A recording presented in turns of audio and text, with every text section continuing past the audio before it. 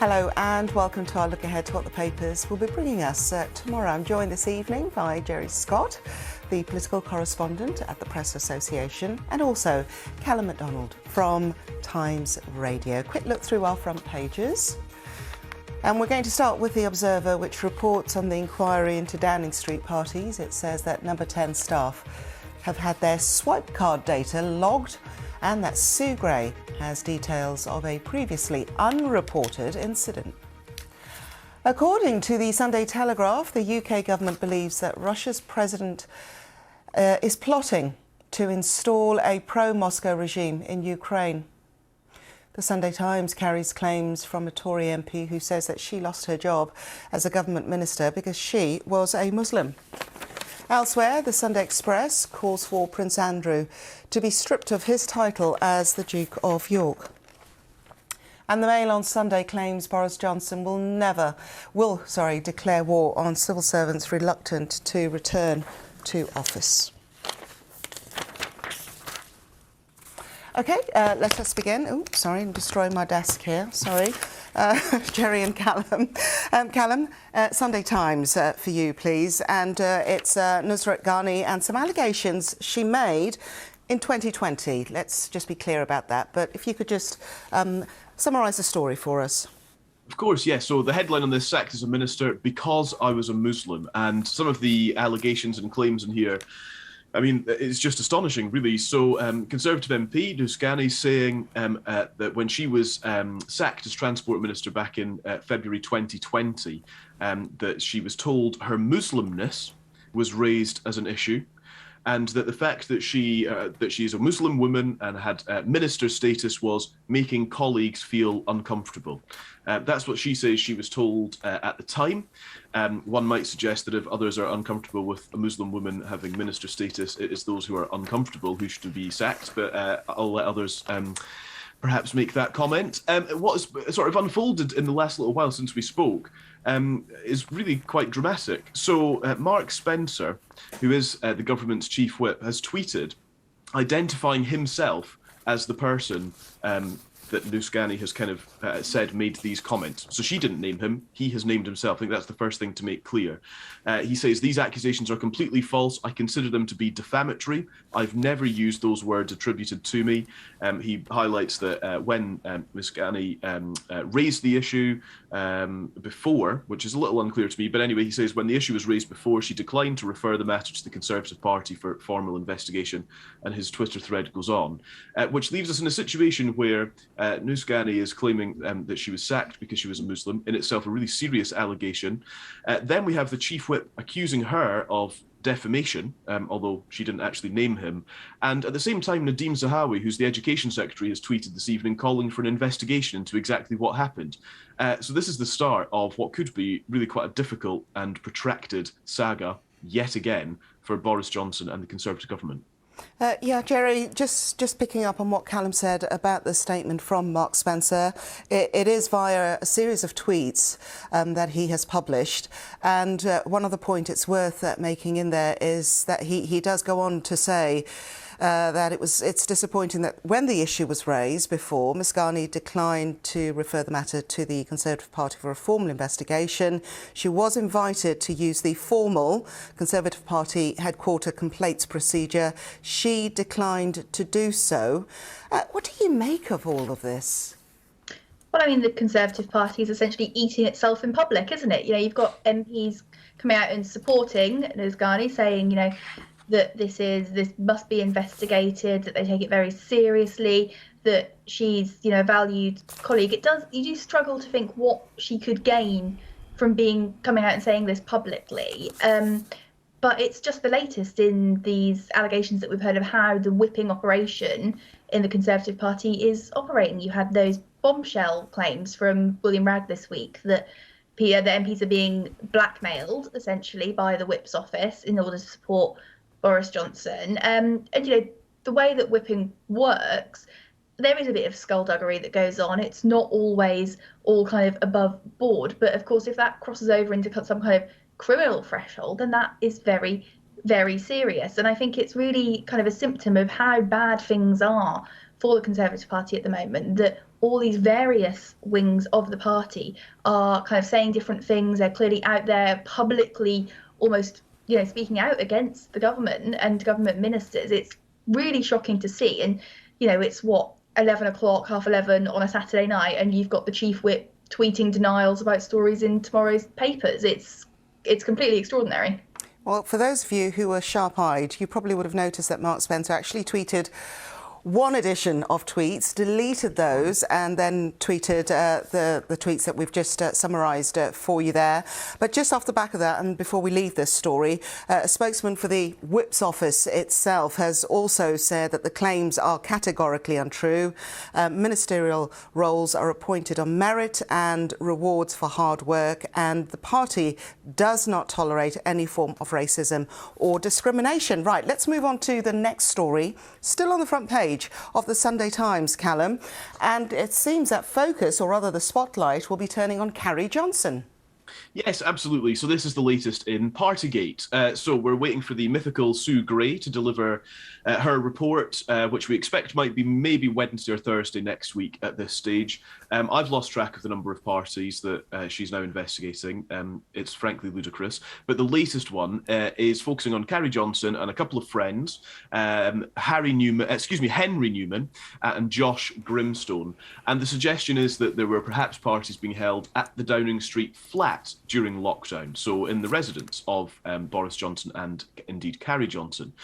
I think with this, there is already been the sort of defence that it was work related, that these were work meetings. I'm so bored of hearing about work meetings that were actually parties. But anyway, that's the suggestion on this one. But within that, there are sources close to the story suggesting that that doesn't quite add up, because these two were working at the Cabinet Office at the time, so what we're doing at number 10, and also that there was no officials present, and that would be the standard operating procedure for a work event such as this, to take notes, take minutes, etc., add expertise. So yes, I mean, it is just the latest, isn't it? I mean, are we at 10 or 11 suggested parties now that poor Sue Gray is going to have to wade through? If we get this report by next Christmas, I'll be surprised, when I imagine there'll be more parties in Downing Street. In any case, it rumbles on. We're standing by for Dominic Cummings to speak to Sue Gray. Of course, he himself has sort of shed new light on various events that were happening in Downing Street. So he'll be speaking to her. So tomorrow is the suggestion on that one. And I think from the reporting in the Sunday Times, from the long read from Tim Shipman in the Sunday Times this weekend, there's just this, I think an atmosphere of concern is growing in Downing Street, partly because one suggestion is that Martin Reynolds, who's the parliamentary private secretary to the PM, who sent the infamous bring your own booze email, the suggestion is that he may have turned, that perhaps he is singing like a canary, as the old saying goes, but then also the fact that there is this next party involving the Prime Minister's wife in his own home. It starts becoming, one of those stories that goes on, but there's nowhere else to turn, really. There's no escape for the Prime Minister. OK, well, let us turn to the front page of The Observer. And yes, it does go on, Jerry, because the latest detail we've got here is some of the evidence that Sue Gray is having to sift through. And as you tell us a little bit about this, there are questions already about transparency of the report when it is finally released, isn't there? Those questions already surfacing. Yeah, absolutely. It's unclear what will kind of be redacted, what won't, how that will appear in public. Downing Street has committed to, publishing that. But there are also questions about how independent this report can be. We've heard plenty about Sue Gray and how independently minded she is, how she won't take any prisoners. I'm sure that's all very true, but it's not really an independent report. She is still a civil servant. She still, works in government. And actually, Downing Street was asked just this week if they could point to exactly what makes this a independent inquiry, and they couldn't. It's not. I would venture that it's not independent just because you say it is. But yes, there are worries about transparency and exactly what we're going to get from. I think it's probably going to be kind of a 25-page report. That junior members of staff probably won't be named and will get a ticking off kind of internally from their managers, but that the blame might be placed at more senior officials, which is why really we're hearing that Martin Reynolds might have turned coat and said, you know what, if I'm going down, I'm taking you all with me as well. So it's going to be really interesting to see what is released, because of course Sue Gray also can't kind of recommend any sanctions on the Prime Minister, for example, who is the ultimate arbitrator of the ministerial code, and would be deciding whether to sanction himself. So it's all very odd, and we'll have to see what the report ends up saying. Callum, let's go to the front page of the Mail on Sunday. They have claims that they've received information that Boris Johnson is declaring war on civil servants refusing to head back to the office. If true, interesting timing. Very interesting timing. Very interesting timing. Maybe there are more parties planned and he's trying to beef out the guest list. Who can tell? Yes, Whitehall blob vows, which is a slightly discombobulating headline. I wasn't sure who Boris Johnson was referring to when he was talking about Whitehall blob. There apparently is concern that civil servants are not coming back to the office quickly enough. Of course, that working from home guidance in England ended just a couple of days ago.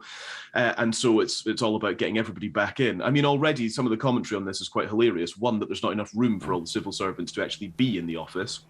Other suggestions are about civil servants who have apparently been able to buy nice houses in the country. They're betting that they'll never have to come back into the office. I do think it's part of a wider conversation, isn't it, that's ongoing in workplaces and has been for the best part of 2 years, about how much we actually do need to be in a workplace and how much we can actually work from home. And I think ultimately in most places flexibility has proven to be really quite effective at helping us work, helping us adjust our work-life balance as well. In this piece, there is a plan for a 60-40 split between home and office working, with most based at home. Yes, I'm not sure why the Prime Minister is so eager to get everybody back in. Is it so he's got more people to fire? I don't know. I mean, there's all sorts of jokes that we could make about this, but it's an interesting one for him to be so focused on in the midst of multiple crises that are unfolding even this weekend. Jerry, Sunday Telegraph, and the other big story, international story at the moment that is encompassing many countries actually around the world, is the events taking place in Ukraine, or rather on Ukraine's border with Russia, and the UK claiming that President Putin is plotting to put a puppet leader in Ukraine. I mean, that's just out of his playbook, isn't it? You'd expect something like that.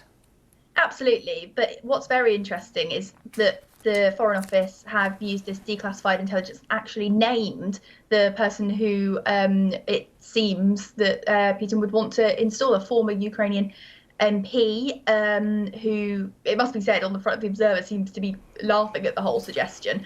But yes, it surely isn't a surprise that this is the extent to which Moscow wants to go. But I think this kind of announcement from the Foreign Office really shows the level of concern about what's happening in Ukraine. There's 100,000 troops on the border. You've got senior MPs that know what they're talking about, who've been to Ukraine recently, like Tom Tugendhat, who is warning we're on the brink of war in Europe for the first time in a generation. You've had the US Secretary of State, Antony Blinken, meeting with senior Kremlin officials. Ben Wallace is also trying to broker peace talks, and we don't seem to be getting anywhere. And there have been strong words coming out of Downing Street and the Foreign Office, warning of sanctions, whether that's over kind of the Nord Stream 2 pipeline or international payments. It's a very serious situation. And thousands of people could die is essentially the risk here if Putin pushes ahead. OK, we are going to end with the Telegraph, and vaccine deadline for NHS staff set to be pushed back, Callum. Yeah, so this is the compulsory vaccination policy, I suppose, for NHS staff in England. The idea was that all NHS staff would have to be vaccinated by the beginning of April, meaning that the 3rd of Feb is February the 3rd is the sort of deadline to have the first dose, if you like. Now, at time of speaking, it's thought that 80,000 staff in the NHS are unvaccinated. And so there are questions around how effective this policy is, how effective it has been, and how effective it can be. There's one suggestion as well from the Royal College of GPs this evening that actually a bit more time might be helpful in convincing and persuading NHS staff that getting the vaccine is in fact a good idea. It remains to be seen whether there will be an extension, I suppose. It also, it really shines a light on the effectiveness of this sort of thing. Clearly, these sorts of mandates are brought in to try to drive up vaccine rates. But if you've got this number of people in the NHS who are unwilling to get vaccinated, even at this late stage, are you ever going to persuade them? I mean, it's unclear. Okay. Callum MacDonald and Jerry Scott, thank you very much. And Callum, yes, I'm impressed with the wardrobe change. People want to find out, they need to head to Twitter. But enjoy the rest of your weekend, Jerry and Callum too. And thank you for joining us here on BBC News for a look at the papers. Plenty more news coming up from the team. Cheerio.